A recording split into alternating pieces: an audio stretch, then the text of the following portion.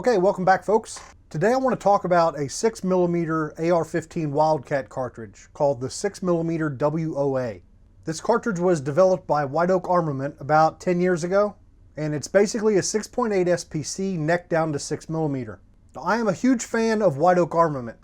I've bought several of their barrels and been very happy with them, and I've worked with them previously on the 224 Valkyrie. They gave me a barrel.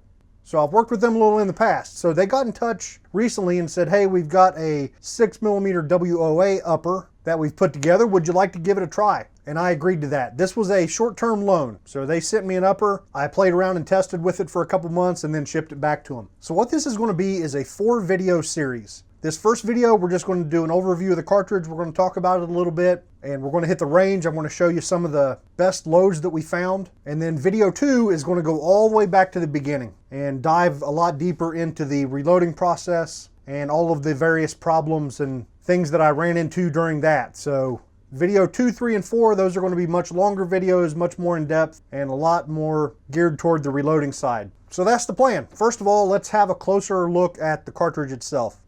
All right, so here it is in lineup with some others. The guy in the center is our 6mm WOA. To its left is 22 Nosler and 223. And to the right, this is 224 Valkyrie, and this is 6.5 Grendel. Now, with cartridges for an AR-15, our limiting factor generally is magazine length. They all need to fit in that standard, 2.260 inch overall length. And with the magazines I used with the 6mm WOA, we could go out to 2.3 inches. So if you imagine each of these cases with a bullet in them at an overall length of 2.3 inches, well, over here, the 6.5 Grendel has a lot of room for a big, huge bullet. And all the way over here to 223, not a whole lot of room. We talked about this a little bit in a previous video where I was talking about these two cartridges primarily, which is the 22 Nosler and the 224 Valkyrie, where a lot of people really wanted to compare them and compare their performance. But you can see they're quite different. The 224 Valkyrie, the shoulder's much lower, set back farther, so there's more room for a big bullet. So the 224 Valkyrie is more suited to 90 and 95 grain bullets at magazine length, where the 22 Nosler isn't. So overlooking all of their other faults,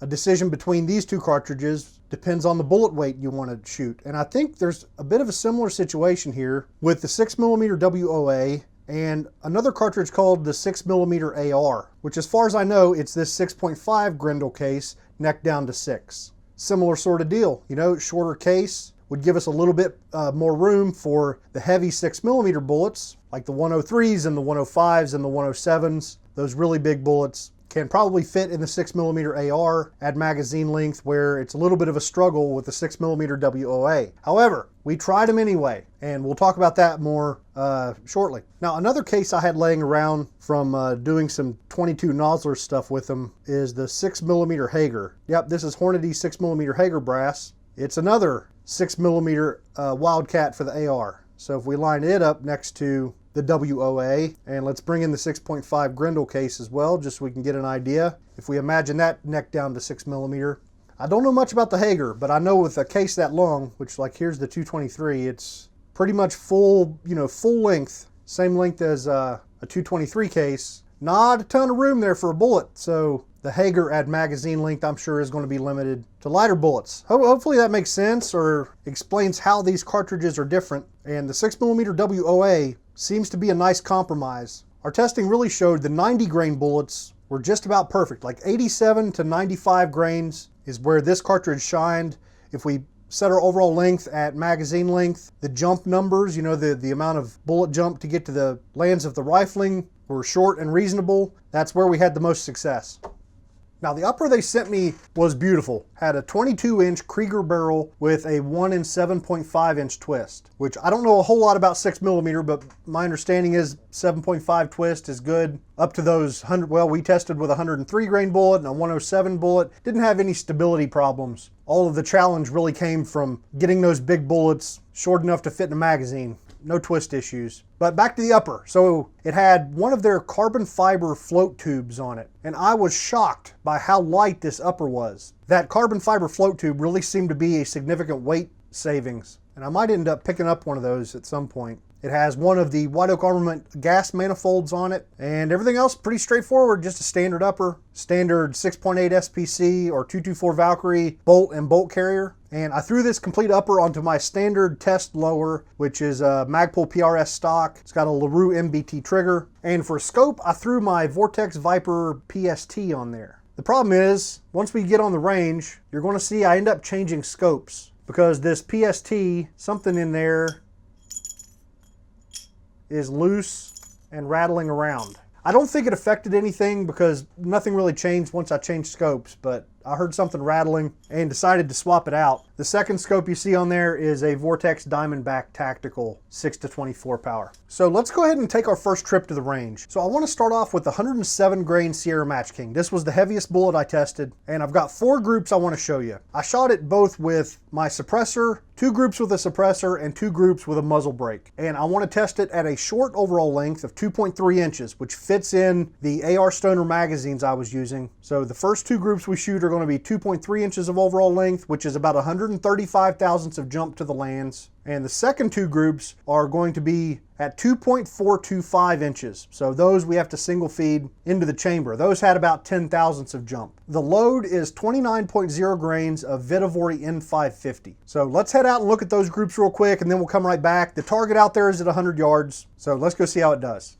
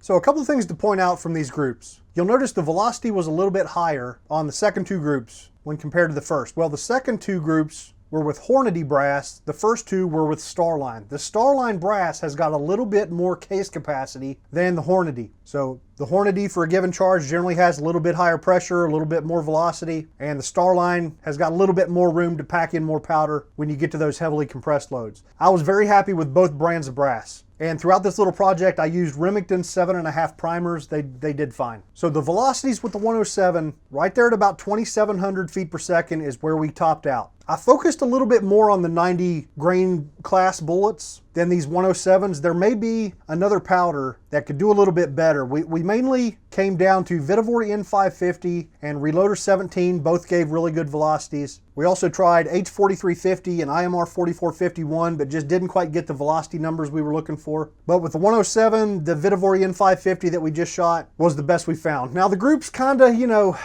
not awesome. We only had one that was under an inch, and strangely enough, that was the shorter overall length, right? That was the 2.3 inch overall length that fit in our magazine, which was pretty cool to see. Like a load's a whole lot more useful to me when it fits in a magazine than when it doesn't. So that was the 107 Sierra Matchking. All of the other bullets we're going to be shooting today are hunting bullets. That was kind of the angle I went with on this project. White Oak had mentioned they put this upper together to go on a antelope hunt, a pronghorn hunt. So that's the kind of the way I approached this project, was testing out some different hunting bullets. Which brings us to the next one, the 103 grain Hornady Eld X. This is a very long bullet. It's as long as the 107 grain Sierra Matchking. And when we seat it down to 2.3 inches, it was the same way with the 107 grain Sierra Matchking and this 103 Eld X. When you seat it all the way down to 2.3, the start of the ogive is either right at the case mouth or in some situations slightly below it, which isn't ideal. But it is what it is. So let's go back to the range. Let's shoot 4 more groups with this 103 grain Eld X. This one we're shooting 29 grains of Reloader 17.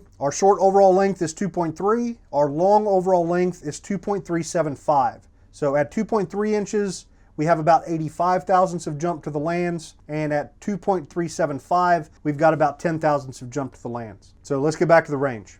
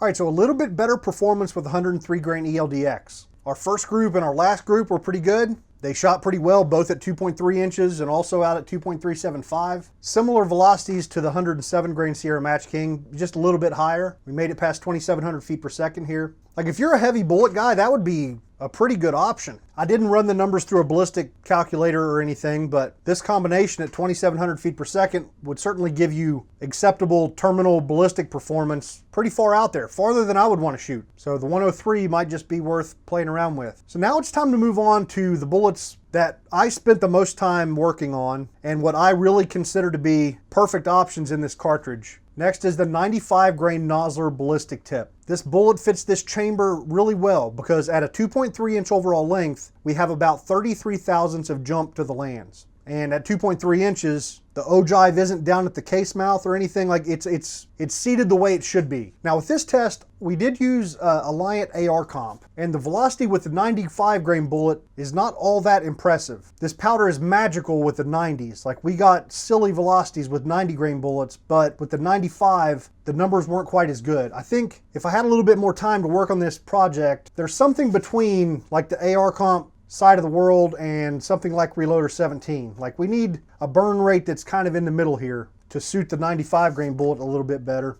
But let's stop making excuses. Let's go ahead and get back to the range. Only 2 groups here because we don't need to shoot a long overall length because 2.3 is already the perfect overall length. So let's go shoot those.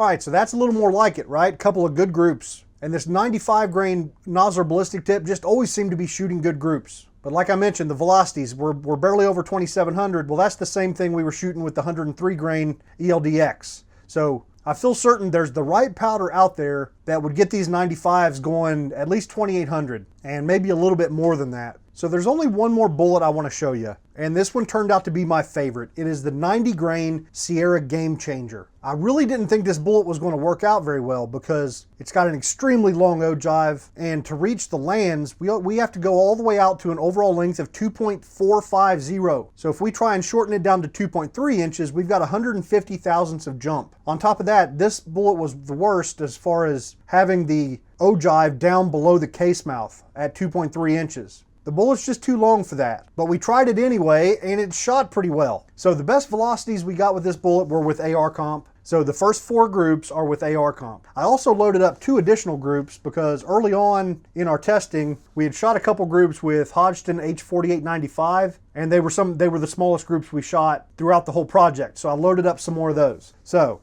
let's head back out there. The first 2 are AR comp at a short overall length. The second 2 are AR comp at a long overall length, 2.440 or about 10 thousandths of jump. And then the last 2 are H4895. You'll notice a much lower velocity, and those are at a 2.400 inch overall length.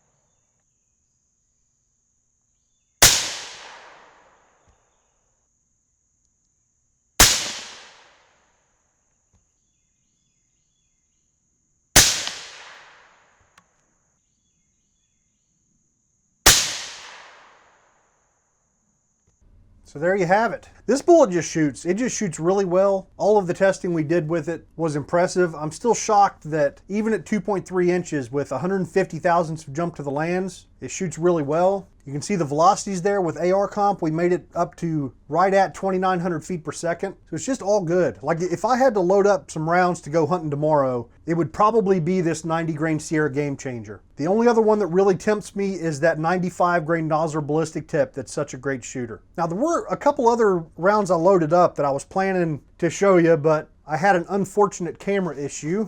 But I can show you the groups. Here we go. These 2 are with the 90 grain Eld X with 26.2 grains of AR comp. It was a pretty good shooter. Like, there's a 0.964 and a 1.06 incher. It was kind of just okay. It was always overshadowed throughout our testing by the Game Changer, which just always seemed to shoot a little bit better. And the last one here, this is a .391 inch group with the 87 grain Hornady Boattail hollow point. This is a Varmint Bullet. This is the only Varmint bullet that we tested with because I was really trying to focus in on deer bullets, medium game bullets. There's a whole other world of Varmint bullets that I just really didn't have time to test. But that 87 grain Hornady was amazing. shot with it a couple times, and those were some of our smallest groups. So I think that just about covers it. Just kind of wanted to talk a little bit about the cartridge, so show you a few groups and get you primed and ready for the videos that are coming. The next 3 videos, all of them are, they're right at an hour long each. So if you're looking for more detail, it's coming. Now, if you're interested in this cartridge, you're going to need to call White Oak. They don't have any 6mm WOA barrels on the website as of right now, but they're happy to make you one in any configuration you want. I'm sure the upper I tested with would be pretty expensive with a Krieger barrel, but I'm sure they can make one with less expensive blanks or whatever. I don't know. Whatever you can dream up, I'm sure they can make one for you. Now, White Oak has dies as well. They sent Redding sizing dies, both a standard full-length die and a bushing full-length die. We only used the standard die and it worked flawlessly. They also sent a Forster seating die, and that one we did have a little bit of problems with the seating stem fitting the bullets we were shooting. They just didn't fit very well. So we ended up using a Hornady 6mm die that fit the bullets a whole lot better. You'll see that in video number 3 or 4.